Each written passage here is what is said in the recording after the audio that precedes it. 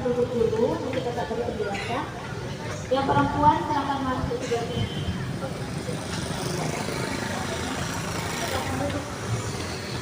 Silakan duduk. Maaf ya di muslim tidak boleh makan di sini. Silakan di tempat dulu makanan.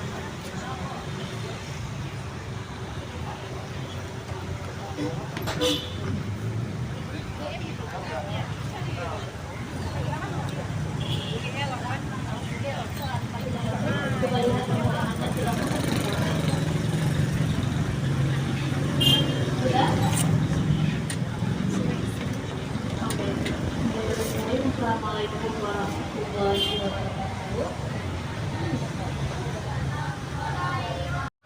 SD, SD pada. Oke.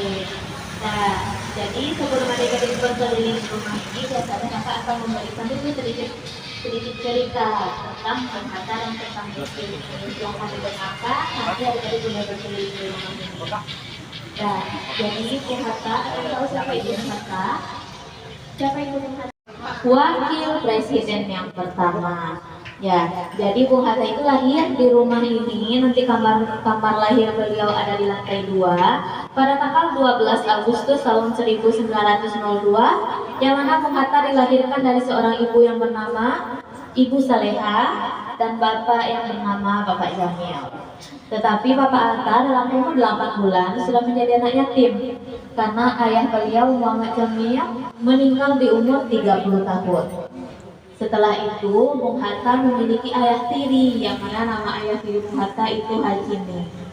Ya, jadi Bung Hatta di rumah ini cuma 11 tahun, cuma sampai SD.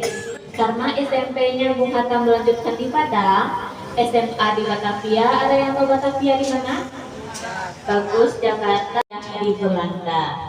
Ya, jadi Bung Hatta dari SMP itu sudah aktif berorganisasi, salah satunya bermain bola. Ada yang suka bermain bola di sini? Tidak. Ada yang suka, ada juga yang tidak.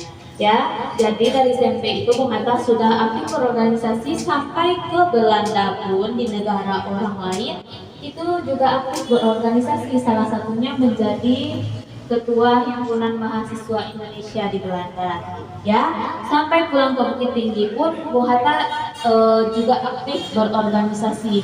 Sampailah untuk memperjuangkan kemerdekaan Indonesia, Bapak Hatta juga ikut serta untuk memperjuangkannya. Dan juga untuk merumuskan teks proklamasi yang ada di belakang kakak ini, kalimat ini juga ikut Bung Hatta untuk merumuskannya. Di sini ada teks proklamasi yang ditulis tangan dan juga ada teks proklamasi yang diketik, ini sama isinya. Jadi isi teks proklamasi ini juga ada isi pemikiran dari Bung Hatta. Makanya Bung Hatta disebut proklamator Indonesia. Jadi untuk memperjuangkan kemerdekaan Indonesia, Bung Hatta ikut serta, ikut memperjuangkannya. Jadi dahulu Bung Hatta itu pernah berikrar tidak akan menikah sebelum Indonesia merdeka. Ternyata ikrar atau janji Bung Hatta itu ditepati beliau. Kita merdeka pada tanggal 17 Agustus tahun 45. Akhirnya Bung Hatta menikah di tanggal 18 November tahun 1945 di umur 43 tahun. Sampai di sini paham? Oke, setelah itu Bung Hatta menikahlah dengan Ibu Rahmi dan dikaruniai 3 orang anak, Bu Mutia, Bu Kamala, dan Bu Halida, yang sekarang anak Bung Hatta tiga-tiganya ada di Jakarta. Ya, dan lambat laun Bung Hatta dulunya sering sakit, keluar masuk rumah sakit. Akhirnya Bung Hatta meninggal di Jakarta pada tanggal 14 Maret tahun 1980 di umur 77 tahun 7 bulan. Ya. Nah, selanjutnya kakak akan menceritakan tentang Museum Rumah Kelahiran Bung Hatta ini, yang mana rumah ini tidak asli lagi karena yang aslinya sudah runtuh dulunya pada tahun 70-an. Sekarang kalau kita adik-adik berkunjung ke rumah ini, kita bisa mulai dari depan dulu. Di depan itu ada kamar belajar. Jadi kalau kalau adik-adik berkunjung ke sini, kita mulai dari depan dulu. Di depan itu ada kamar belajar. Karena dulu Bung Hatta waktu umur 5 tahun sudah pengen masuk sekolah, tapi tesnya dulu seperti ini. Ternyata tangan Bung Hatta belum bisa meraih telinga, makanya Bung Hatta tidak diterima di sekolah tersebut. Akhirnya Bung Hatta belajarlah di rumah itu dan di kamar tersebut, didampingi oleh dua orang paman Bung Hatta, Paman Saleh dan Paman Idris, dan juga kakaknya Bung Hatta, Rafi'ah. Ya, nah kita masuk ke ruangan ini. Di sini bisa dilihat ruang tamu. Di sebelah sana ada meja, itu meja tamu. Yang di depan kakak ini meja makan tamu. Jadi kalau ada tamu diajak makan, dijamu makan, makannya di sini ya. Oke, kita lanjut. Di ruangan ini ada dua kamar. Sebelah kanan kakak itu ada kamarnya Mama Saleh atau kamar Paman Saleh. Dan di sebelah kiri kakak ada kamar Mama Idris atau kamar Paman Idris. Jadi isi rumah ini tidak ada lagi yang asli kecuali sumur yang ada di kamar Paman Idris. Kenapa letaknya ada di kamar kak?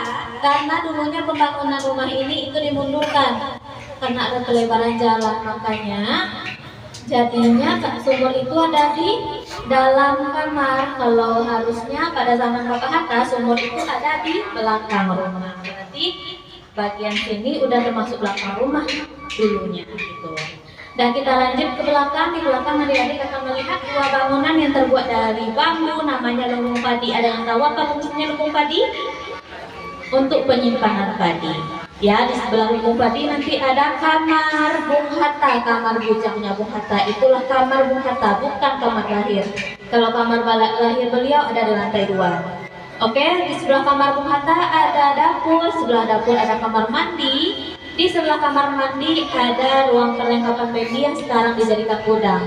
Di sebelahnya lagi ada alat transportasi Bung Hatta untuk pergi mengaji dan sekolah, namanya bugi. Nanti adik-adik bagi yang tidak tahu bisa lihat bugi itu seperti apa nanti di belakang. Ya, oke, kita lanjut naik ke lantai 2. Sebelum naik tangga itu adik-adik akan melihat meja yang seperti ini juga. Itu namanya meja makan keluarga. Jadi kalau keluarga Bung Hatta yang makan, makannya itu di belakang. Ya, nanti lanjut naik ke lantai 2, adik-adik akan melihat ruangan yang seperti ini juga nanti. Ada 2 kamar, ada 1 beranda. Kalau kamar yang di sebelah kanan kakak itu kamar kakek neneknya Bung Hatta. Di depan ada beranda. Dari beranda itu Bapak Hatta dulu suka nyantai sore, nyantai jam segini suka gitu. Dari beranda itu nanti bisa dilihat Gunung Merapi dan juga Gunung Singgalang. Ya, dan yang terakhir di sebelah kiri kakak ada kamar orang tua Bung Hatta, dan di sanalah Bung Hatta lahir, di kamar orang tua beliau. Nanti adik-adik bisa lihat seperti apa kamar lahirnya Bung Hatta, lebih kurang seperti itu. Sampai di sini paham? Oke, selanjutnya adik-adik boleh berkeliling di rumah ini dengan syarat yang pertama tidak boleh berlari-lari. Yang kedua, tidak boleh memegang koleksi yang ada di rumah ini, tidak boleh pegang-pegang apapun yang ada di rumah ini. Yang ketiga, tidak boleh makan dan minum, ya. Dan yang keempat, harus patuh dengan gurunya. Sudah paham? Ya. Tapi kakak mohon maaf, adik-adik mungkin bisa lanjutkan di belakang dan di lantai 2 karena kakak ada tamu selanjutnya. Nanti kalau kakak sudah selesai memberi pengarahan, boleh turun lagi ke lantai 1, ya. Oke, bisa langsung ke belakang saja nanti. Terima kasih atas perhatiannya. Assalamualaikum warahmatullahi wabarakatuh.